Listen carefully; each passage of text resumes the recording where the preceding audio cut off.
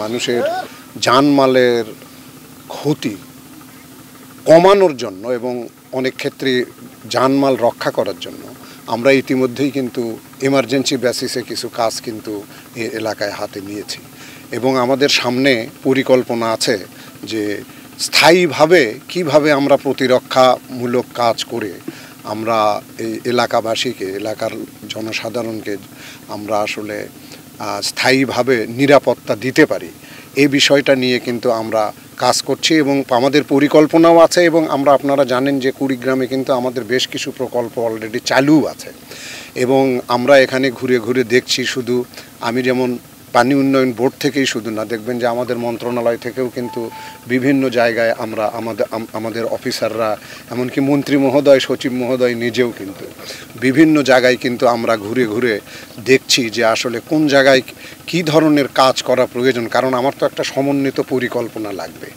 যে এই সমন্বিত পরিকল্পনা আমরা করছি এবং আমরা আসলে আপ্রাণ চেষ্টা করছি। আমাদের চেষ্টার কোনো ত্রুটি নাই যে আমরা কিভাবে লোকজনকে নিরাপত্তা দিতে পারি এবং নদীর ভাঙনের যে ব্যাপক ক্ষতি, এই ক্ষয়ক্ষতি থেকে আসলে লোকজনকে কিভাবে রক্ষা করতে পারি, এ ব্যাপারে আমরা তো ঢাকা থেকে পরিকল্পনা করছেই এবং আমাদের সাথে কিন্তু আমাদের যে ফিল্ড অফিস, যেমন এখানে আমাদের ধরেন এক্সিকিউটিভ ইঞ্জিনিয়ারের অফিস যেটা আছে, তারা কিন্তু সর্বদাই আমাদের সাথে যোগাযোগ রাখছে এবং সব সময়ে কিন্তু আমরা তাদেরকে বিভিন্ন রকম দিক নির্দেশনা দিচ্ছি যে সবচেয়ে আমাদের যে সামর্থ্য আছে, পুরো সামর্থ্য প্রয়োগ করে কিভাবে আমরা লোকজনের আসলে জানমালের নিরাপত্তা দিতে পারি, প্রতিরক্ষা কাজ করতে পারি। আর আপনারা জানেন যে অতীতে কিন্তু আমাদের অনেক লিমিটেশন ছিল, কিন্তু আমরা এখন বর্তমান সরকারের সময়ে কিন্তু আপনি দেখেছেন যে আমরা কিন্তু তৃণমূল পর্যায়ে কিন্তু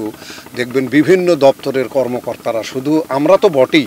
যাদেরই আসলে তৃণমূল পর্যায়ে কাজ আছে সবাই কিন্তু এখন ঘুরে ঘুরে দেখছে। কারণ আমরা যদি সরেজমিনে দেখি তখন একটা সার্বিক পরিকল্পনা করাটা আমাদের জন্য খুব সুবিধাজনক হয়। এই পরিকল্পনার অংশ হিসেবেই কিন্তু আমরাও চারিদিকে ঘুরে দেখছি যে সমস্ত জায়গায় আসলে আমরা জানি যে সমস্ত জায়গা আসলে ভাঙনের সম্মুখীন, সেই সমস্ত জায়গা আমরা সরেজমিনে দেখছি, যাতে করে আমরা আসলে একটা সার্বিক টেকসই একটা পরিকল্পনা করতে পারি মানুষের জানমালের নিরাপত্তার জন্য।